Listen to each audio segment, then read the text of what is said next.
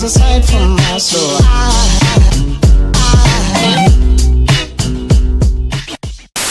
2019 had a lot of great stuff and a lot of not great stuff. I compiled everything onto a list on Letterboxd, and now I'm going to rank them from worst to best. I'll be going over briefly what I thought of each one, maybe in like a sentence or two. Then when I get into my top 10, I'll get into a little more detail. Anyway, without further ado, let's get into my rank of 2019.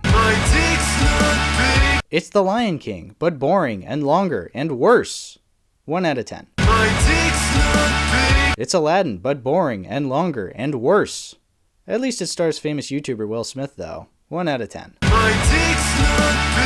Irritatingly wacky animated short from the irritatingly wacky John K. I'm not saying this is bad because of the allegations towards John. This still sucks. 1 out of 10. Let's get ready for Dumbo!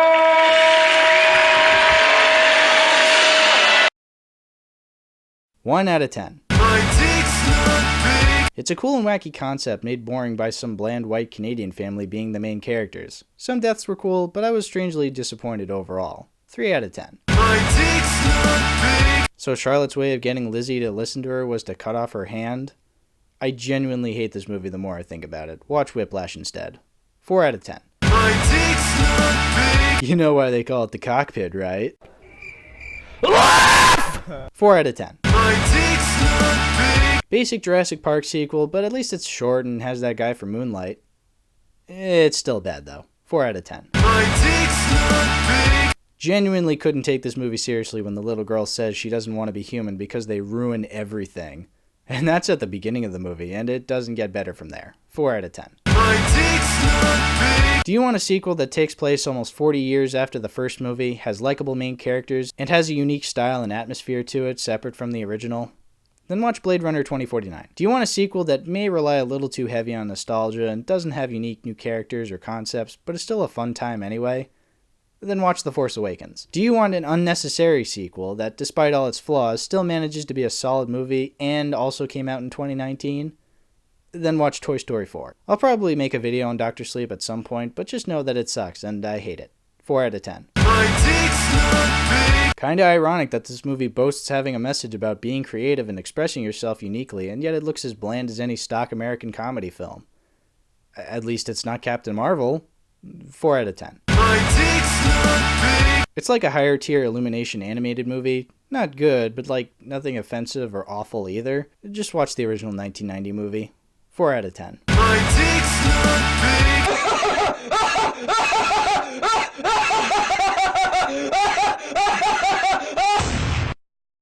4 out of 10. Wait, people actually like this? I mean, at least Robert Pattinson was entertainingly bad. 4 out of 10. This movie simultaneously made me gay and homophobic. 4 out of 10. Funny haha adult show says the F word and sex word. 5 out of 10. Lupita should get half an Oscar because half her performance was actually good. Once upon a time. Oh, and the screenplay should get no Oscar because none of it was good. 5 out of 10. I'm honestly pretty split about this one.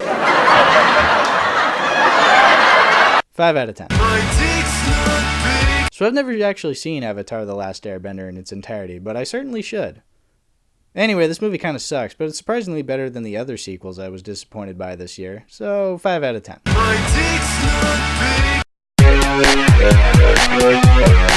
That's it. That's all we got of death grips in this movie. What the fuck? Anyway, remember when this movie wasn't doing very well at the box office and film Twitter said we're ruining cinema by not seeing it? I remember. And now I'm never going to see this again. 6 out of 10. I still know nothing about Zendaya as MJ. It's like these movies are embarrassed to have her in the universe, but still call you a hater if you say you don't like her. Just 6 out of 10. Animation is gorgeous, but the soundtrack is kind of garbage. Oh well, it's still pretty good, so 6 out of 10. I saw this at my first film festival. It's okay. 7 out of 10. Fuck Billy McFarlane, but seeing social media influencers suffer was pretty funny, so 7 out of 10. Unnecessary, but still kinda solid. At least it's better than Incredibles 2. And Dr. Sleep. 7 out of 10. Never grew up with the original show, but I like this a lot. Wacky animation, funny jokes, heartwarming ending. Can't wait to check out the show. 7 out of 10. My favorite part was when Godzilla destroyed my hometown. Unfortunately, I'm dead now because of it. So, 7 out of 10. Every day I wake up and I hope you're dead! 8 out of 10. A lot of people are comparing this to Ed Wood, but I'm going to say it's like Bowfinger, except Eddie Murphy knows he's being filmed. 8 out of 10. Same situation as Static Cling. Never saw the original show, but I still enjoyed myself throughout. Again, can't wait to check out the original show. 8 out of 10. Was pretty worried with the humor being too on the nose, but the movie has so many twists and turns and great performances from everybody that I don't mind the humor being hit or miss. So, 8 out of 10. My girlfriend fucked my friend. Before I get to my top 10 of the year, I want to mention some other stuff I saw this year. I watched Dave Chappelle's Sticks and Stones stand-up special, not because I wanted to, but because Vice told me not to. I never really watched Netflix comedy specials, but this was cool to check out, and I had a hearty chuckle. As for TV shows, I watched Season 2 of Disenchantment, and I thought it was okay. Definitely more of a fan of The Simpsons and Futurama, but I'm curious to see where this show goes. I also watched the first half of BoJack Horseman Season 6, and it's rapidly becoming one of my favorite TV shows. I watched Stranger Things Season 3, and I watched one more show. It's a continuation of one of my favorite movies, uses a ton of practical effects, and is only available on a streaming platform. That's right, I also watched The Mandalorian. Nah, just kidding, I still haven't seen the Baby Yoda show yet. Someday I'll find some time and a good pirating website, and I'll sit down and give it a chance. Anyway, for real, yes, I did watch The Dark Crystal Age of Resistance, and it's easily one of the best things I watched this year. I'll be making a video on it eventually, so just know that I really loved it, and I would recommend watching the documentary on the making of it on Netflix. Okay, without further ado, here's my top 10 of the year. Parasite is good. I mean, of course it's one of the best of the year. I wouldn't have it this high up on my list if I didn't think that. But that's the thing. It's one of the best, not the best. Personally, I feel people have gotten a little too carried away when praising Parasite. I mean, if you truly love this film, then that's fine. I'm talking about when people make a problem out of not everyone praising the hell out of it. It's a great movie, with great characters, phenomenal cinematography, and surprisingly good humor. I'll be honest, I absolutely loved the first half of this movie a lot. When the dad lifts the tissue with the hot sauce on it, I bursted out laughing. I knew right then and there why people love this movie. But then it kept going. I won't say the second half of the movie is bad, I just wasn't as interested. Which is weird, because that's when the super crazy stuff started happening. I won't give away what happens for those who haven't seen it, since it's best to go in not knowing what happens. I just wasn't into it as much as I was watching the family try and maneuver their way into this house. Still a really solid movie overall, and I'm excited to check it out again and see if my feelings change. Until then, I'm sticking with a solid 8 out of 10. The Safdie brothers have really nailed making movies that stress you out. I'll be honest, I didn't always know what was going on in this movie since I'm not very familiar with jewelry or auctions or gambling, but what makes this movie amazing is even though you may not understand what's going on, you know it's stressful and you're always on the edge of your seat. It's also a very loud movie, meaning there's a lot of scenes where there's multiple people talking and you almost can't hear what people are saying. I've seen people either complain about this or praise it, but what really stuck with me were the quiet moments of this movie. There were several scenes where the movie was quiet and just let the characters talk, and those stood out since the rest of the movie was super loud and stressful. The other Safdie brothers trademark I have to bring up is the amazing soundtrack. The music to this is phenomenal, and it keeps you engaged and awake while also being nice to listen to. It's a stressful movie, but in the best way possible, which is why I'm giving Uncut Gems an 8 out of 10. I feel I got off on the wrong foot with some DC fans when I said BVS was terrible. So let me just say that Batman v Superman is still garbage and Zack Snyder is a terrible director. But I don't hate DC. Hell, if anything, I'd say DC had a better year than Marvel. Only one of the Marvel movies that came out this year made my top 10 list, whereas both DC movies made it. One of those is Shazam, a fun comic book movie that actually has fun with its concept. Yeah, this movie is a lot of fun. The characters are likable, the humor is actually funny, the action is a lot of fun. It's not perfect, in fact I do have my problems with it. Anytime they make a reference to other DC movies or hint at a sequel, it does make me roll my eyes a bit. But the great thing about those aspects is they're really not focused on as much, as opposed to something like The Amazing Spider-Man 2 or other DC movies where the references are front and center. They're tossed in the background and the focus is on the characters and their struggles. God, what a breath of fresh air this movie was, not just for DC movies, but for superhero movies in general.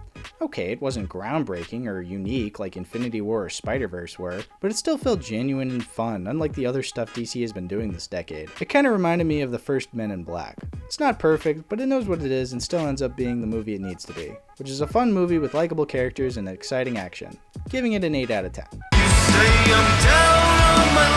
When the year first started, I had 2 movies I had to see out of obligation, Endgame and Rise of Skywalker. I wasn't necessarily looking forward to them, I was more curious to see how each one would end their franchise. Well, you can all probably guess my feelings with the Rise of Skywalker. It sucks, but Endgame is a little more interesting. On the one hand, yeah, it has some rough spots, like how it's 3 hours long, the time travel stuff doesn't always make a lot of sense, Captain Marvel, the list goes on. On the other hand though, this feels like one of the biggest movies to come out in some time. I feel like everyone knew this wasn't going to be as good as Infinity War, even over at Marvel, and I feel that's kind of a shame, because then it means we're only judging it on how it fits with the rest of the universe instead of how it fares on its own. It's a shame, but honestly, the movie still ends up being pretty awesome. It's something I never thought I'd see in this franchise. An ending. Okay, not like we're never gonna see these movies again kind of ending. I mean, Far From Home came out literally like 2 months later. This franchise will never truly end. But it's an ending for the majority of these characters in this storyline, and I like it because it's more of a suggestion to keep watching these movies, or to just end things here. I'll still watch the new Marvel movies, whether because they'll do something different or do something so batshit insane I get to see this company crumble, but I'm okay with saying Endgame was where things ended for the movies I was watching for years and liked. Whether or not Endgame will be remembered fondly for what it is, I can say I'll remember it as the ending the MCU deserved, which is why I'm giving it an 8 out of 10. I surprisingly don't have a lot to say about Ad Astra other than I really enjoyed it.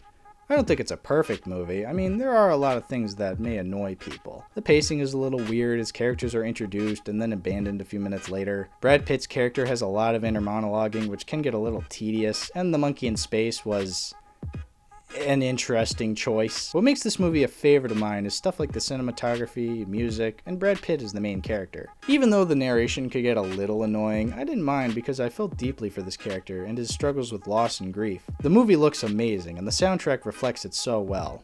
There's numerous shots in this movie that stuck with me, like the opening shot, the scene when he's passing by Neptune, the list goes on. This is probably one of the best looking movies from the year. So yeah, I guess this is more of a personal favorite of mine, seeing as how everyone else who watched it just said it was fine. I think I got a lot more out of it than others. I loved watching this in theaters and I'm excited to see it again, so I'm giving it an 8 out of 10. Yet another movie this year many cinephiles would rather die than say anything positive about it. I'm not gonna lie though, Joker isn't some grand masterpiece it thinks it is, but I can't say it's awful either. I'm also not gonna say the people who love this movie are idiots who don't know what true cinema is, or the people who hate it are just stuck-up haters who only dislike it because so many people are loving it. Nobody is wrong for thinking the way they think. You can say this is the best movie you've ever seen, or the worst, and there's nothing wrong with that. What is wrong is acting like you can't understand why people think the way they do with this movie. Some people think differently than you, and that's just the way it goes. As for this movie, I did like it a lot. I thought it looked great and had amazing music, stuff I love in any movie. I also thought Joaquin Phoenix was great. Not his best role, but it's not like he was terrible. He's an amazing actor, and whether or not you like this movie doesn't change that. I also like that it wasn't some bombastic PG-13 explosion fest like a lot of other superhero movies are nowadays. It tried something different, and whether or not it succeeded is entirely up to how you feel about the movie. Personally, I think it succeeded in what it needed to be. Is it the best superhero movie ever? No, but I still had fun watching it, and I'm excited to check it out again. I don't think there's any wrong way to look at this movie. It's not perfect, but it's not the worst thing in the world either. If you hate it, I can understand why. But if you're like me and can overlook the bad and still have a great time watching, keep liking it and appreciate what you appreciate. Giving this an 8 out of 10. Midsummer is one of the best horror movies from the past couple of years. Rather than being a lame jump scare fest with terrible CGI monsters or taking place entirely at night, it tries something different and takes place entirely in the day. Ari Aster gets the fucked up and weird aspects of the film and cranks them up to 11. This is a cult movie, so of course you know when they get to the village, you're just counting down until they reveal the weird shit. And unlike Knives Out, the movie doesn't take the opportunity to flip this subgenre on its head. I mean, the weird creepy cult is still the weird creepy cult by the end. What makes it unique though are the visuals and the music, and just how weird and creepy it keeps getting. You're left feeling uncomfortable and yet oddly stunned by how beautiful everything looks. That's the best way to describe this movie. Disturbingly beautiful. I guess if I had one criticism, it's the fact that the movie ends with Christian doing something that breaks Danny and causes her to essentially choose him to partake in one of the many weird rituals. I bring this up because I don't feel the extremes were necessarily justified. Sure, it's established that Danny is not entirely mentally stable and Christian is not a great boyfriend, but she did lose her family at the beginning and Christian doesn't know how to be in a a relationship with someone like Danny. It kind of bugs me that this is the ending the movie chooses to take, and I feel that's why people are a little annoyed by it. But to be fair, this is a cult movie. I mean, Danny ends up the festival's queen and is now beloved by everybody. But everybody is part of this crazy Swedish cult, so it's not really a satisfying ending when you really think about it. I feel like this movie is a little more ambiguous than I at first was giving it credit for, and because of that, I do love it a lot more now. Hell, even if I don't end up liking the ending or the characters when I rewatch it again, it still looks amazing and has a unique style over other horror movies, which is something I can appreciate. Some problems here and there, but I still loved it overall, which is why I'm also giving it an 8 out of 10. Okay, it's the last of the 8 out of 10s. Now let's move on. I wasn't put off by the 3.5 hour runtime when I first watched this movie.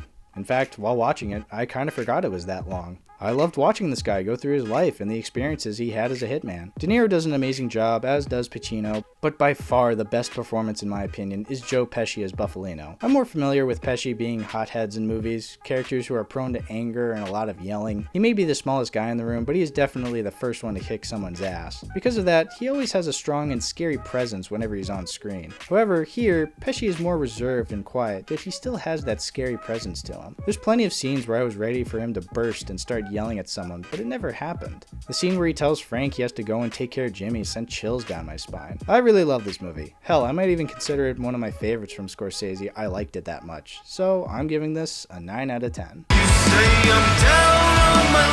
Tarantino has rapidly become one of my favorite directors in the past year. I've been watching his stuff a lot this year, and I gotta say, I love this guy's style. Every one of his films feels unique and interesting. Even his weaker stuff has some sort of style to it that's fascinating to watch. Out of all the ones I've seen, Once Upon a Time in Hollywood may be one of the most interesting to me. Which is saying a lot, but bear with me. There's not necessarily any plot or structure, and there's no real main character. It's something a lot of the movies from this year have in common.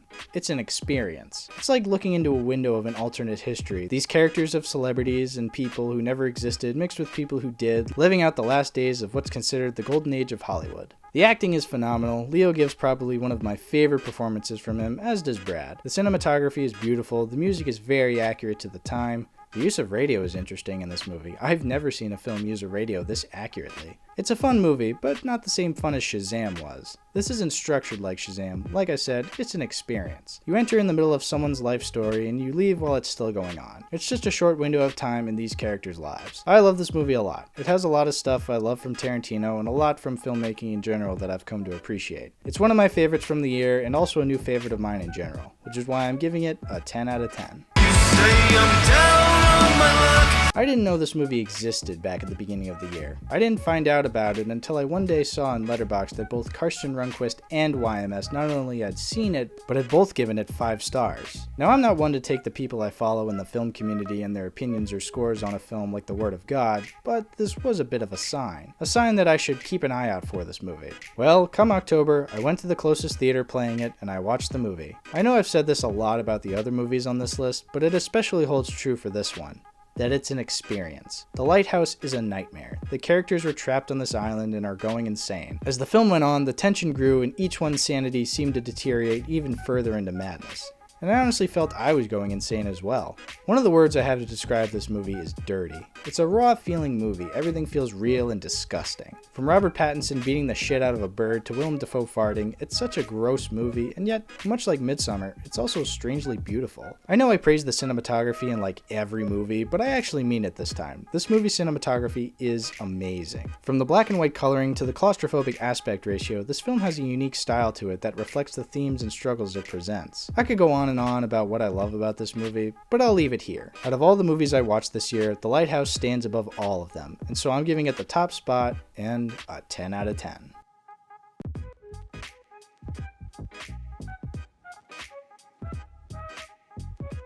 I watched a lot of movies this year, some good, some ass, but whether or not I watched more ass than good, the good stands out in my mind. From the stress-inducing uncut gems to the calming chaos of Ad Astra. From the grand finale of Endgame to the fresh start of Shazam and Joker. From the strangely beautiful Midsummer to the beautifully strange Lighthouse. Every film I love this year will always hold a special place in my heart. And as for the shit this year, well, I'll always have this YouTube channel to make videos tearing apart the overindulgent stories that have nothing to say and the shitty nostalgia bait cash grabs. I can't wait to see what 2020 has in store, both the good and the bad. Anyway, leave your 2019 rank in the comments below if you want. Thanks for watching, and I'll see you guys in the next one.